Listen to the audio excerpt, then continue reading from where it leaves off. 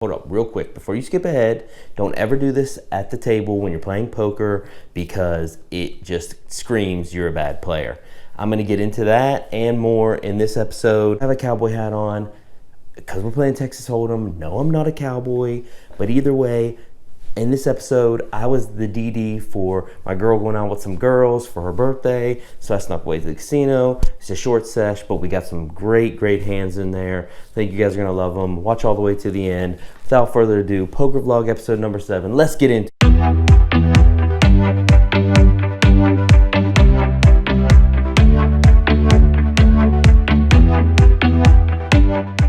So we sit down in a 1-3 game with $300, and the first interesting hand we're going to go over is Ace King. We had Ace Diamonds King of Clubs in the big blind, and there are 2 early position limpers.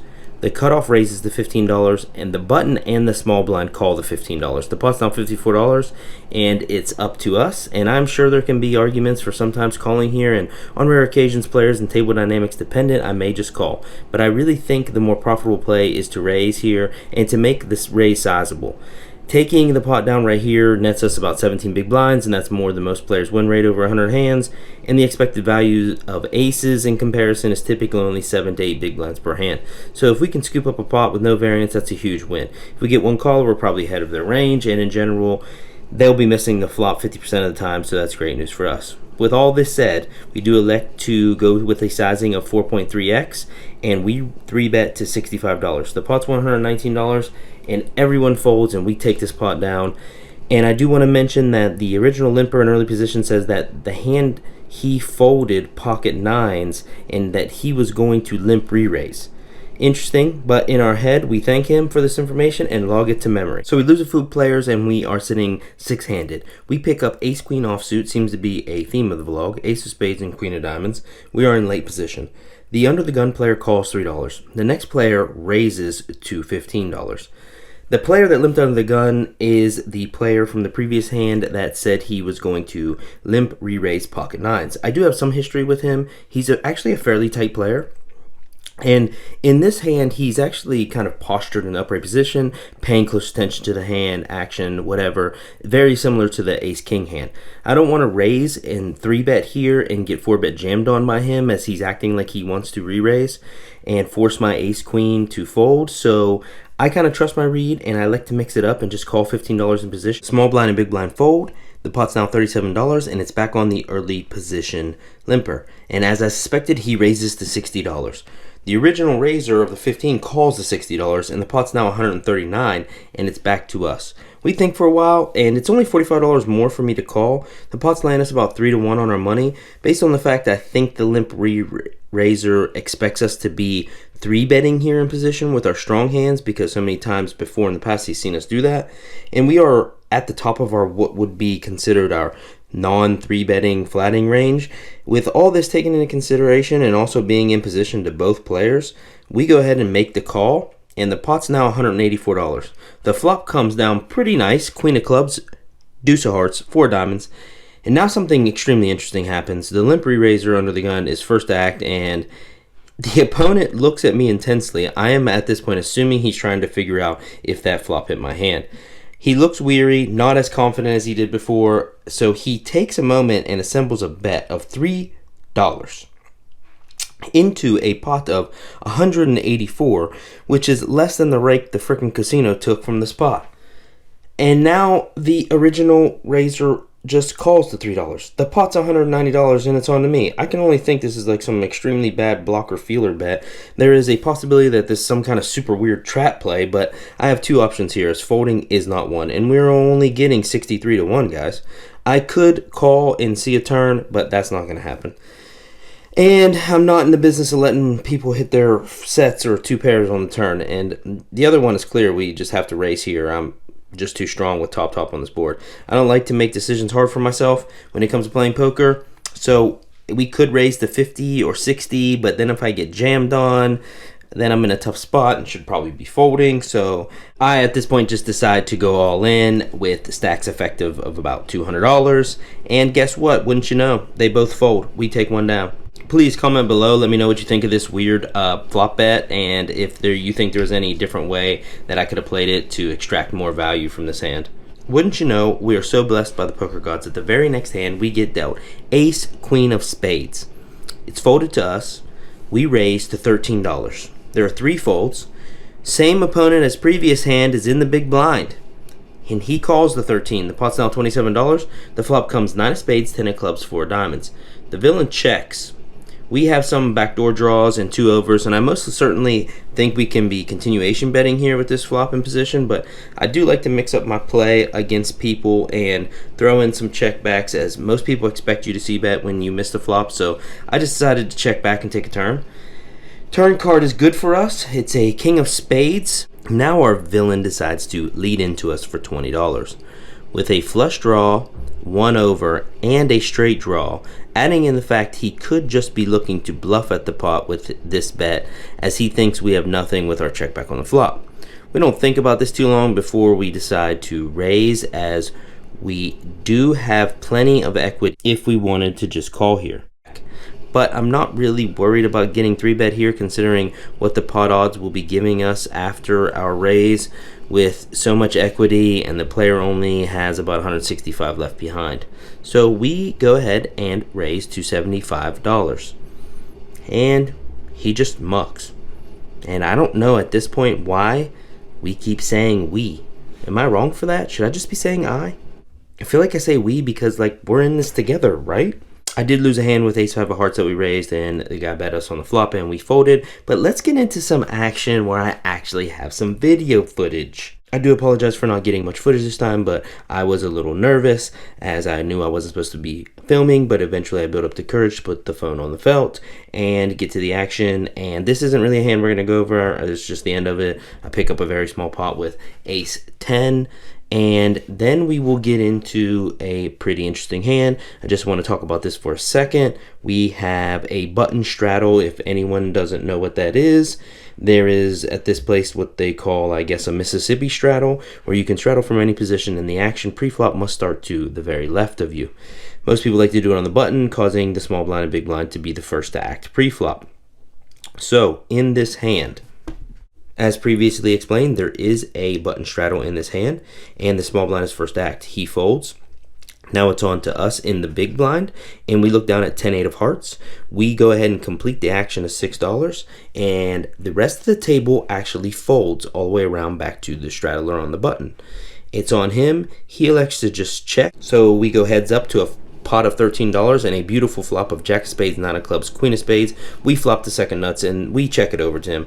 The opponent elects to bet $10, and now my goal here is to get as much value as I possibly can. I think we look weak by just completing in the big blind and then checking flop, and I feel like the best way here is to make our hand look like a bluff. So we decide to overbet and raise to $45 here. And sure enough, he looks perplexed and asks how much? But after thinking for a while and being confused, it works.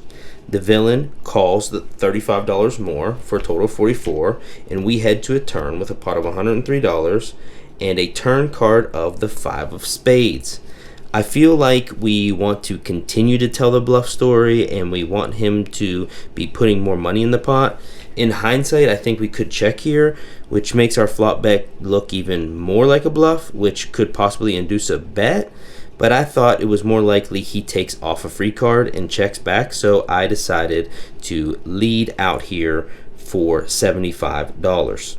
He decides to fold, and we take it down. In hindsight, I wish we would have downsized our bet on the turn a little bit to maybe 45 or 50 rather than the 75, because we do want to extract as much value as possible when we have strong hands. We're looking pretty good for a short session. We're sitting at about 600 in our stack right now, but let's get into this shit that you should never do at the poker table. We pick up a hand, king, queen of diamonds on the cutoff. There is another button straddle. There are 3 callers of $6, and it's on to me. I raise the 21. The other 2 players fold, and a middle position player calls the 21. He's immediately to my right. He's pretty loose action, but this clearly says what kind of player he is. The flop comes down. The pot's $55, and the flop comes down ace of spades, queen of clubs, jack of hearts. I just want to take a second to say I've always been a huge person against ever doing this. I see people do stuff like this all the time, but if you play poker, never do this. Oddly enough, before the dealer can even say anything, the player to my right just openly instant mucks his hand. If you see a player do this like this, 9 times out of 10, that means they are a weak player. This player is clearly not thinking about anything other than what he has. With a board with this much paint, there's a chance I don't bet this board with my range. I could have any number of hands here. His hand could end up winning at showdown. Think what you want, but I have never been the player to muck when check to or in multi-way pots. People just open muck. It's just bad play. So he instant mucks and we just win the pot right there. He could have easily turned a set. I could have checked back. Who even knows? But I mean, hey, I love playing with weak players. I love playing with players that do stuff like this. It's just free money for me. I don't even have to bet. No variance. I do wish to say I apologize because the only hand I got live recorded was the 8-10 of hearts hand. But this next hand I'm going to go over is pretty interesting. We have 4 diamonds, 5 of hearts in the small blind. There are 4 callers at $3. We complete. And the big blind checks. The pot's $18. The flop comes down 2 of spades, 4 clubs, 8 of spades. I check. The action checks through. The pot's still $18, and the turn card is the 6 of clubs, which gives us a double gutter. I check again. The big blind checks, and an older gentleman bets 15. Another player calls 15, and the cutoff raises the 30. The button folds, and the pot's now $78. And it's on us, and we're getting an okay price to call here with our pair and double gutter. Add in the fact it's unlikely any player behind us is going to raise, we're getting 2.5 to 1. Assuming they call, the odds increase to about 3.5 to 1. But the problem here is we have reverse implied odds. If the river is a 3 or a 7 of spades or clubs, then the outs we are looking to hit either won't be good or will severely hurt our chances of getting good value. With these considerations, this to me is a fold. But we are running good, so like the donkey we can be, we decide to call. The big blind folds, the under the gun calls, and the river card is a spade. I cannot remember what it was. I didn't log it. But it's pretty much a brick for us, and so we check. The under the gun plus 1 player bets 30, and everyone else folds, including me, so we lose a small one. Our table breaks and we move to another table. We don't play very many hands here. The last hand of the night, we're in the big blind and we are short-handed at this table and we pick up aces, which is great news. But since we're only 5-handed, there are 2 folds. Luckily for us, we get a raise out of the button to $10. Small blind folds, and the button is a older gentleman, and I've played with him a few times before. I don't really think he likes folding too much pre-flop, so we go ahead and put in the re-raise here to $35. He calls, and the pot's now $71. The flop is ace of hearts, jack of clubs, 10 of hearts, bingo. I figured that board hit him somewhat, so we decided to go with a tricky play here and check with the intention of check raising, to which he obliges us and bets $40. The pot's now 111, and I kind of have a decision here on sizing. I kind of decided to just go with a big raise here because it is a pretty wet board. I mean, he could easily have something like king jack of hearts or anything that draws, and I want to get the money in while I have top set and I know I have the best hand.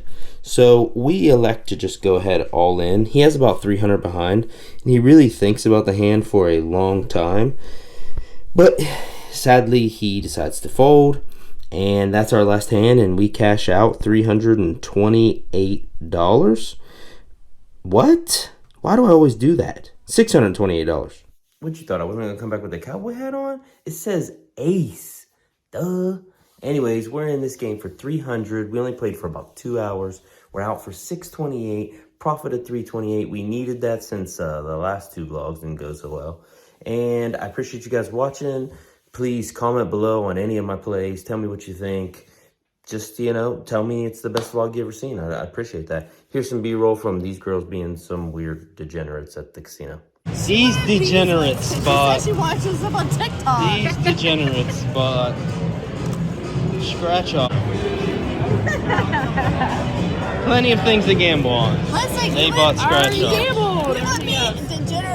As always, hit that like and subscribe button, and if you're interested in some other interesting poker plays, hand situations, watch this video.